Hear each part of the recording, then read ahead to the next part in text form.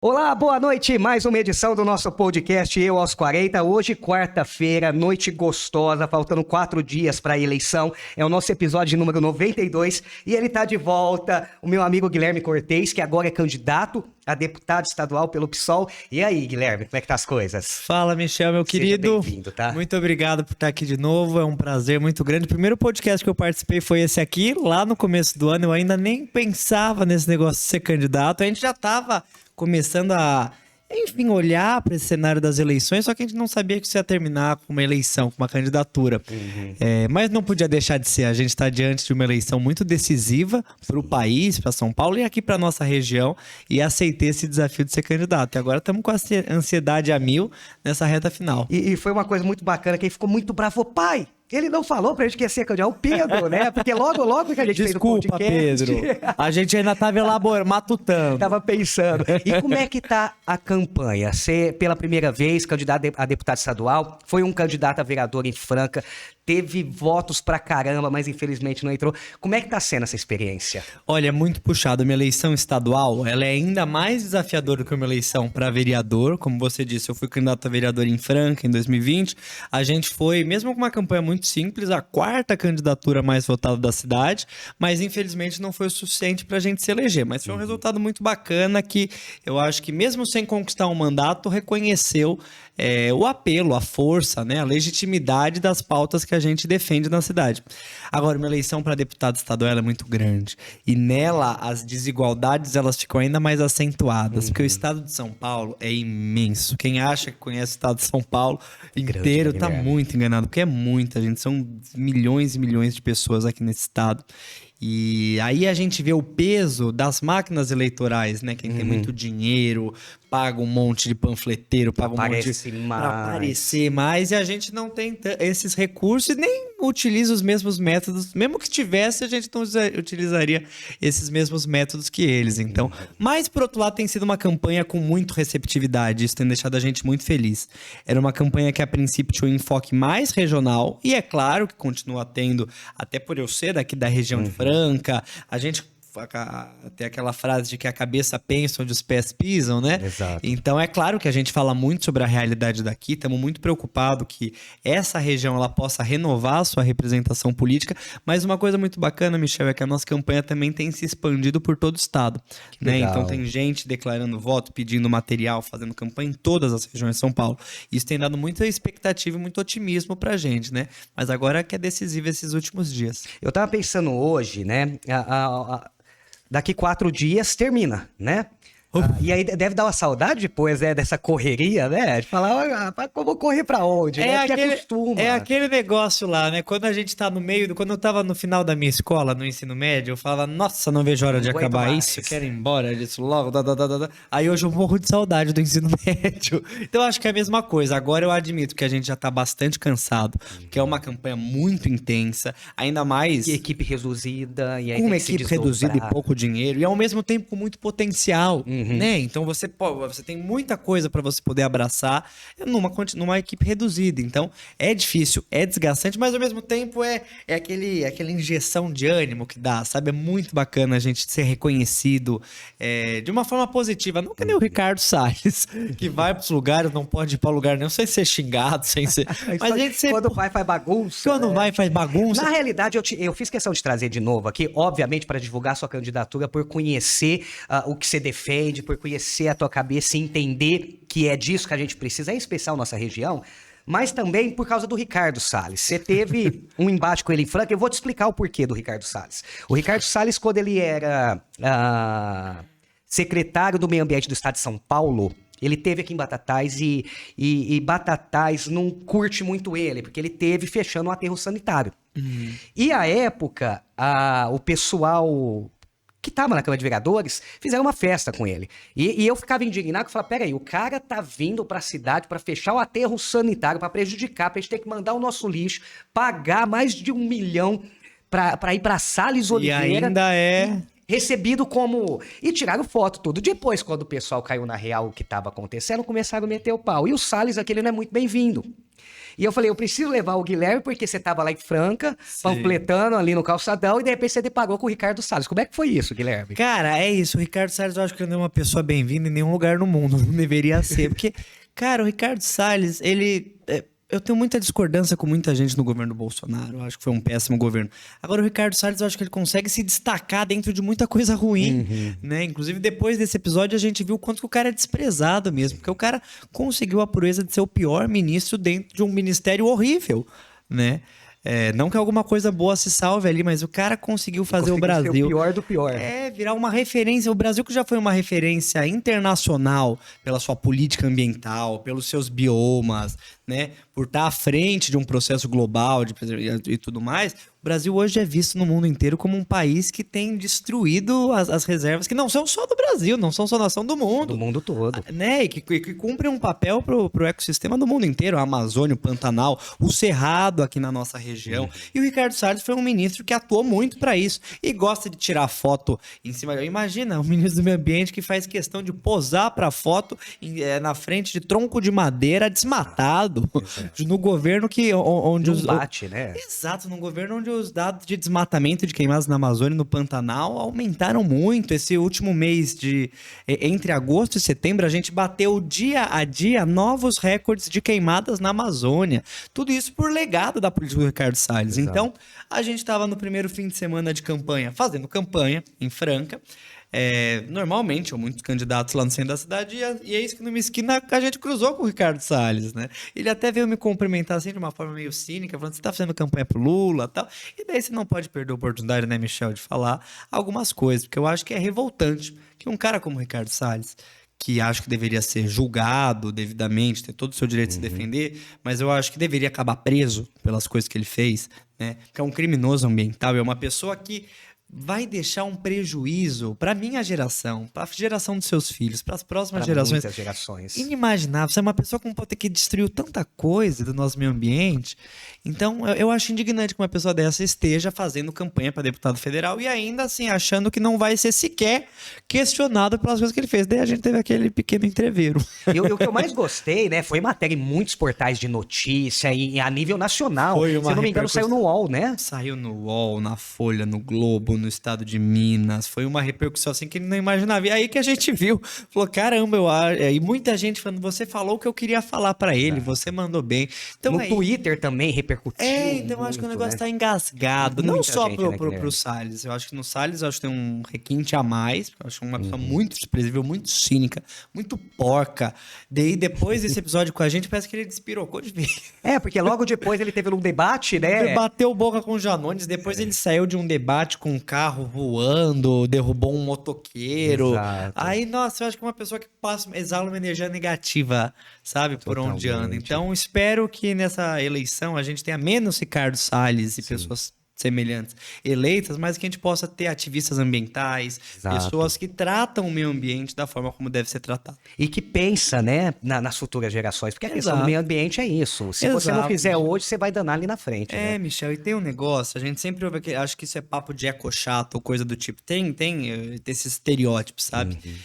Agora é ciência, sabe? Sim. Então foi divulgado esse ano o painel das Nações Unidas sobre mudanças climáticas, que não é uma notícia boa, é de que se a gente não fizer nada com muita urgência, de uma maneira muito concreta, para reverter o avanço da crise climática que a gente está vivendo, as consequências para nós, isso não é para daqui a 10 gerações, Michel, é para nossa. Exato. É para os seus filhos. A gente já sente, Já né, sente, a gente já a mudança climática devido ao nosso não cuidado. Claro, claro. Por que agora tem mais queimada aqui na região do que tinha 10 anos atrás? Por que agora falta água aqui que nem faltou no ano passado? Por que ano passado a gente foi engolido por aquela tempestade de terra? Então não é que as mudanças climáticas vão começar, vão ser um problema, já são. A questão é que se nada for feito em curto tempo, elas vão ser um problema imenso e irreversível. Então, acho que a gente tem que tratar isso com ciência e com a urgência que tem que ser feita. Acho que é uma questão de sobrevivência mesmo. Ô, Guilherme, além dessa questão ambiental, quais são as suas principais propostas, caso você chegue a ser um representante como deputado estadual, em especial aqui para nossa região? O que você pensa? O que você tem andado por aí, você tem visto de necessidade da galera? Olha, Michel, em primeiro lugar, eu acho que não é menos importante a gente ter uma alternância de representação política. Democracia pressupõe isso. Se você tem só uma mesma pessoa, só um mesmo grupo ocupando os cargos de poder, de mando, você tem um problema democrático. Sim. Porque você precisa ter alternância, você precisa ter novas ideias, pluralidade. E aqui a nossa região de Franca tem o mesmo deputado estadual há 32 anos. Você pensa nisso? Muito tempo, Eu tenho... Quantos anos tem seus filhos? O meu mais velho tem 22. Tem 22, eu tenho 24. Então, quando eu nasci... Ele já era Ele deputado. já era há quase 10 anos. Então, isso não é normal, alguém passar 32 anos consecutivos exercendo o mesmo mandato fora da região num gabinete. Eu, se for eleito agora, não quero passar os meus próximos 32 anos nessa mesma função, porque eu acho que é saudável que você troque, que você renove. Sim. Até porque eu acho que a própria pessoa se acomoda também, né? Amanhã eu faço. E perde a capacidade de representar a região, as pessoas que deveria fazer, porque você muda de cidade, você vai para uma outra realidade, é isso. Tanto que o Engler, na última legislatura, ele foi o deputado que mais faltou, foram acho que 379 ou 78 faltas na legislatura, então é muita coisa. E a nossa região, ela é carente, né, de representatividade. Exatamente, a gente vê, Michel, por exemplo, eu não sei como que tá a situação aqui, embora imagine que seja muito semelhante, mas eu vou te dar um exemplo, a 4ª dose da vacina, que enquanto em São Paulo você já pode tomar, já é praticamente liberado para todo mundo, na capital, você tomar a 4ª dose, aqui a gente, pelo menos em Franca, a gente ainda está estacionado lá atrás. Ano passado faltou vacina de H1N1, porque o Estado não mandou, o governo federal não mandou 1 centavo de recurso para a região de Franca, para o combate à pandemia em 2021. Então, eu acho que tudo isso aí mostra como que ou uma não representação, uma ausência de representação, ou uma representação ruim, as consequências que tem. E concordo muito com você, eu acho que nossa região é muito carente, eu acho que a gente está sofrendo muito com um processo de precarização, de desmonte dos nossos serviços públicos, e aqui na região não é diferente. Eu acho que a gente tem que pautar a questão da crise ambiental que a gente está vendo aqui na região. A nossa região não é segura, e não é segura sobretudo para as pessoas daqueles grupos que são mais vulneráveis, para as mulheres, para as pessoas negras, para as religiões de matriz africana, para as pessoas LGBTs. A gente sabe que a nossa região ostenta índices brutais, bárbaros de violência. Então, acho que é muito importante que a gente encare de frente isso, que a gente valorize o servidor público, que a gente recupere direitos que foram retirados agora nesse governo Dória, que a gente tenha um outro modelo de educação, que fortaleça a educação pública, que não reduza o investimento como tem sido feito, que a gente amplie o orçamento das nossas universidades, que desde 1995 é estagnado num mesmo percentual. Aí também volta a sua idade e a minha idade, a do seu filho, que desde antes da gente nascer Já tá... é a mesma faixa, é a mesma porcentagem que tem que ser aumentada, porque as despesas aumentaram. E as nossas universidades, elas são fundamentais aqui para toda a região.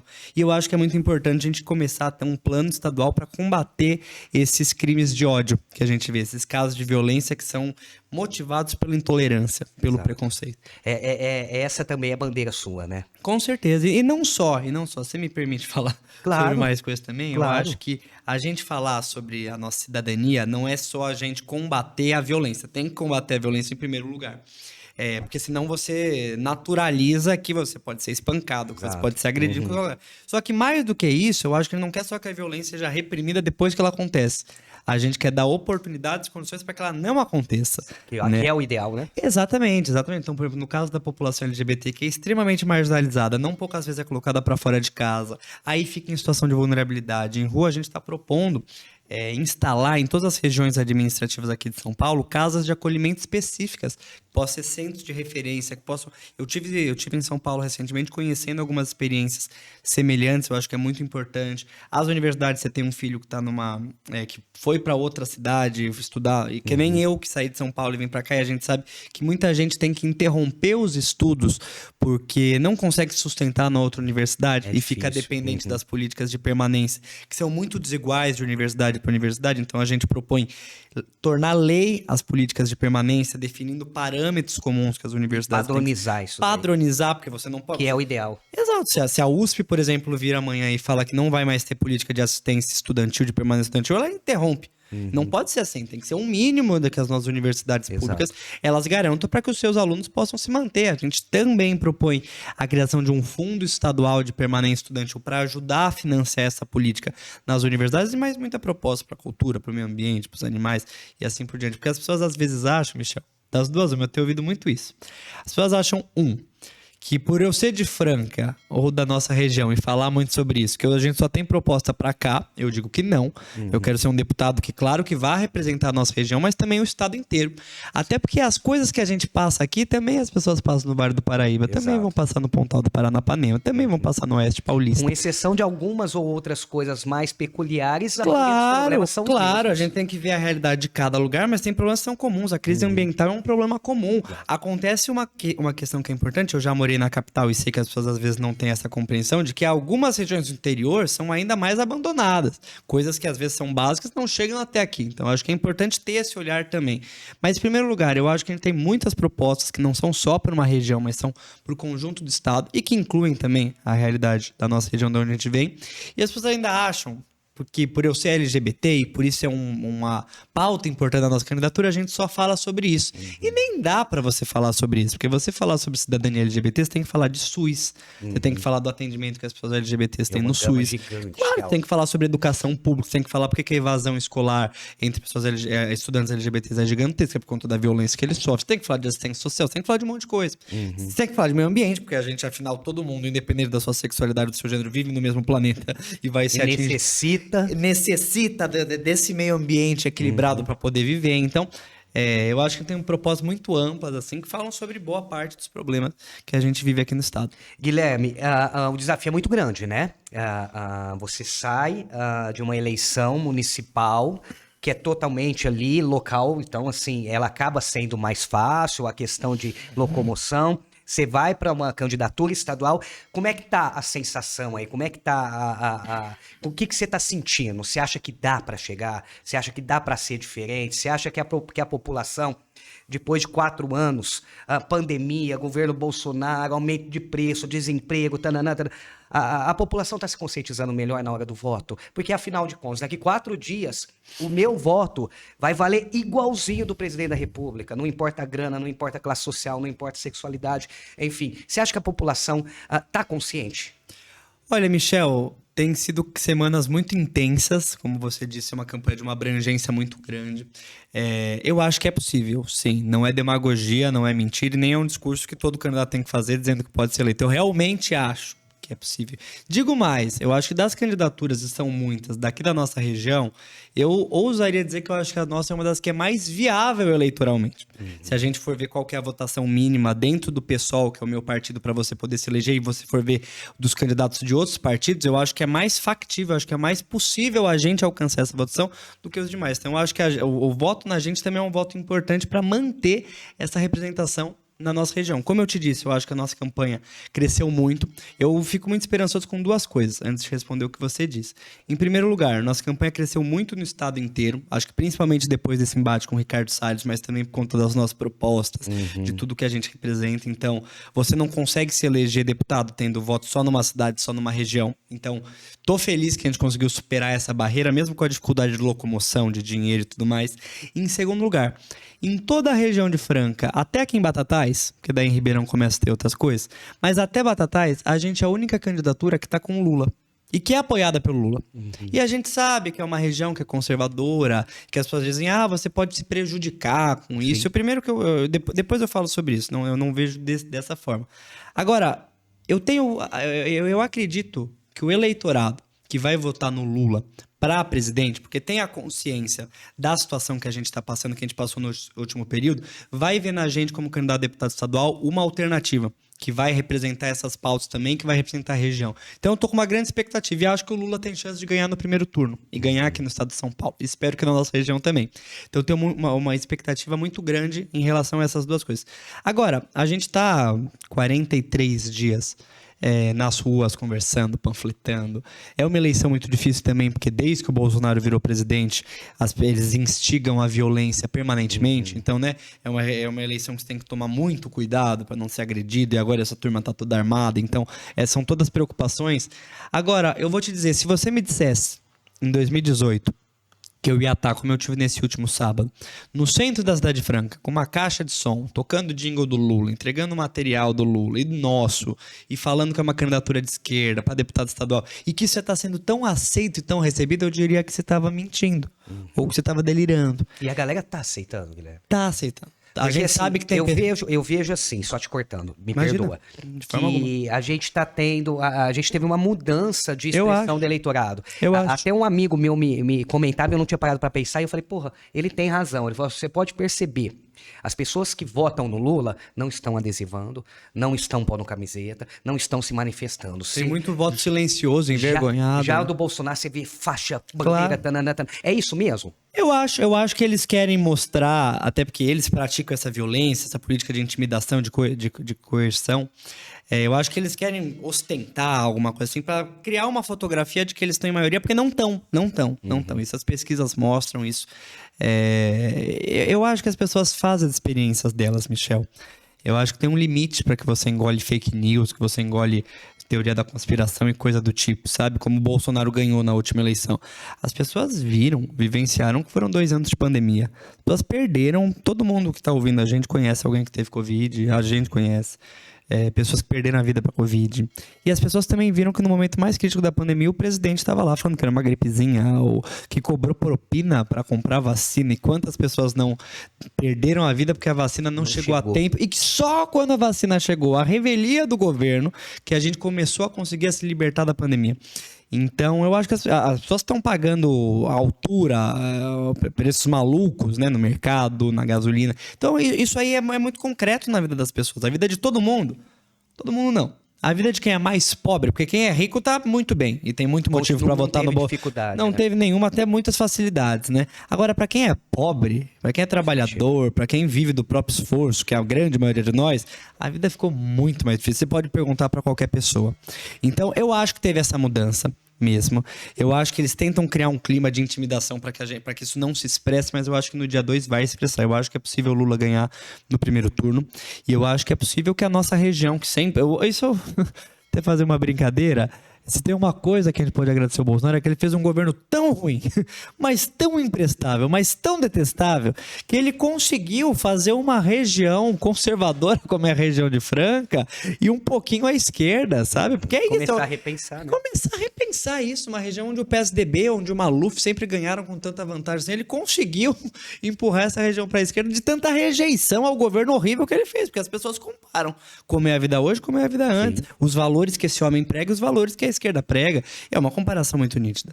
Então eu acho que é possível. Eu acho que é possível a gente ganhar no primeiro turno a eleição, e eu acho que é possível que essa região, eu acho que a gente vai também junto com eleger o Lula, eleger uma grande bancada de esquerda para a Câmara, para a Assembleia Legislativa, e eu acho que é possível uma dessas representações vir da nossa região, que seria uma coisa completamente inédita, a gente ter um deputado estadual de esquerda aqui da nossa região. E seria super importante pra gente, né? Extremamente. Guilherme, daqui 4 dias, domingo tá aí, vou deixar o espaço aberto para você falar seu número, falar o que você quiser, mas eu quero um compromisso, como eu fiz com todo mundo que passou por aqui nesse período eleitoral. Se você eleito for, eu gostaria que você não esquecesse, não só da região, e eu tenho certeza que não vai, mas em especial de Batatais.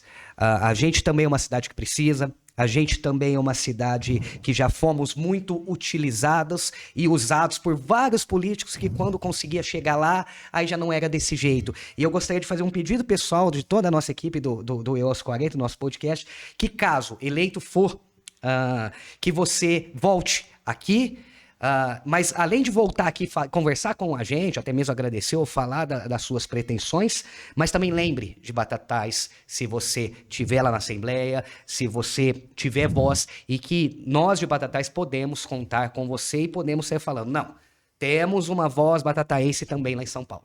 Onde eu assino? Fechamos isso? Só tocar aqui, não precisa assinar, só tocar Batatais aqui. É uma cidade... Eu não nasci aqui na região, nasci em São Paulo, mudei pra cá. É uma realidade muito diferente de onde eu cresci, mas eu aprendi a me afeiçoar muito aqui na região, pelas oportunidades que eu tive em Franca, pelas coisas que me formaram aqui nessa região. E nessa eleição eu tive a oportunidade também de conhecer mais do que só Franca e as cidades da região.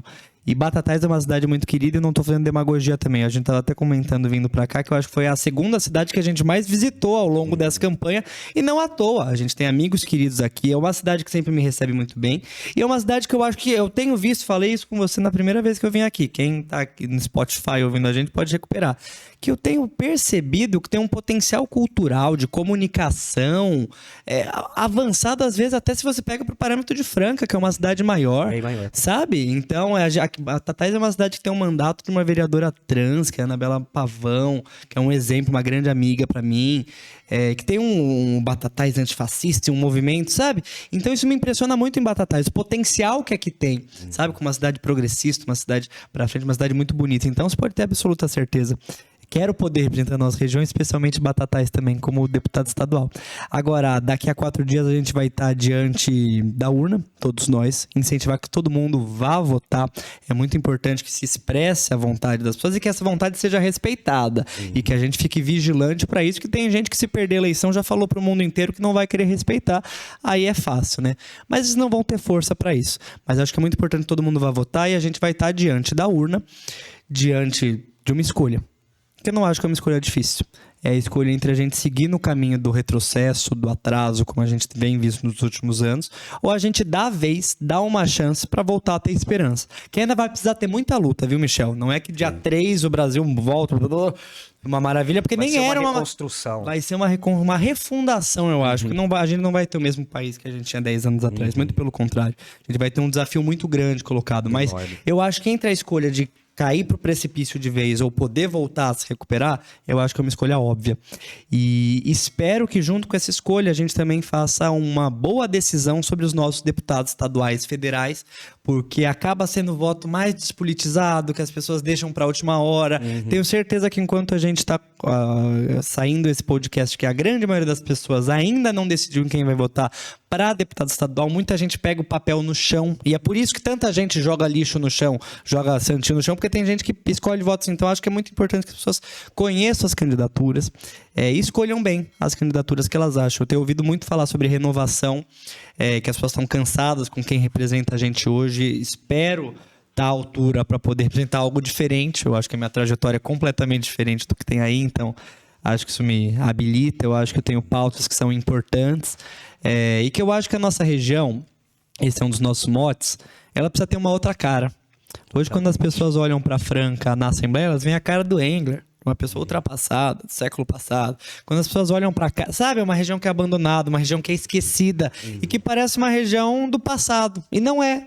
A gente tem esse podcast aqui, a gente tem, sabe, uma cena cultural muito forte, a gente tem muita luta acontecendo aqui, é uma região histórica de luta dos sapateiros pela reforma agrária, uma cena cultural pesadíssima. Eu acho que quando as pessoas pensarem em Franca, Batatais, Restinga, Rifaina, eu queria que as pessoas vissem essa cara. Eu espero poder contribuir para isso. Então, não podia deixar de dizer que meu número é 50005, é um número facílimo, porque é o 5 no começo, 5 no final e no meio tudo 0. E pedir de coração que quem tá ouvindo a gente não só vote, mas vá acompanhar as nossas redes sociais, vá ler sobre as nossas propostas, vai ver o que a gente pensa. E daí, só daí, se as pessoas se sentirem representadas por aquilo que a gente defende, espero que sim, foi tudo feito com muito carinho, com muito embasamento, que elas escolham um voto na gente, porque a gente precisa de cada voto pra gente poder bater essa votação. E é sim possível, mas vai depender das pessoas toparem esse desafio junto comigo no dia 2. 50005. 50005. Já tá feito o convite para você retornar aqui. Está lançado a sorte, como eu tenho um amigo que fala, lançado a sorte, abriu a cortina do espetáculo e que tudo ocorra bem. Eu acho que é isso, que a festa da democracia aconteça nesse próximo domingo e que de fato a vontade do povo seja respeitada. E seja abençoada, que eu acho assim, a gente, não, agora falando num nível geral, né, o brasileiro é um povo muito feliz, é um povo muito sorridente, a gente precisa de fato voltar a estampar esse sorriso no rosto, a gente precisa de fato botar a camisa da seleção e não ser taxado por partido político, de fato a gente tem que voltar a frequentar a religião que a gente quer.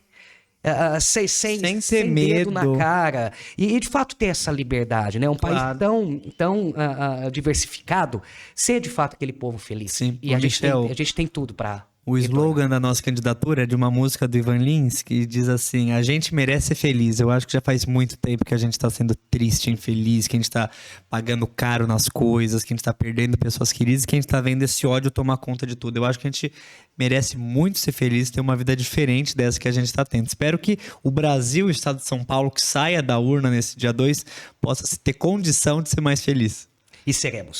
Seremos. Guilherme Cortez, candidato a deputado estadual pelo PSOL 50005. Guilherme, sucesso pra você. Quero que você manda um abraço. Eu sei que você é o cara que tá à frente, mas atrás de você tem uma equipe muito grande de pessoas que pensam igual você. E só isso, só esse nível de campanha já nos dá esperança, independente de ser entrar ou não. Leva o nosso abraço, o nosso respeito e conte com a gente sempre. Muito obrigado, querido. E vamos que vamos.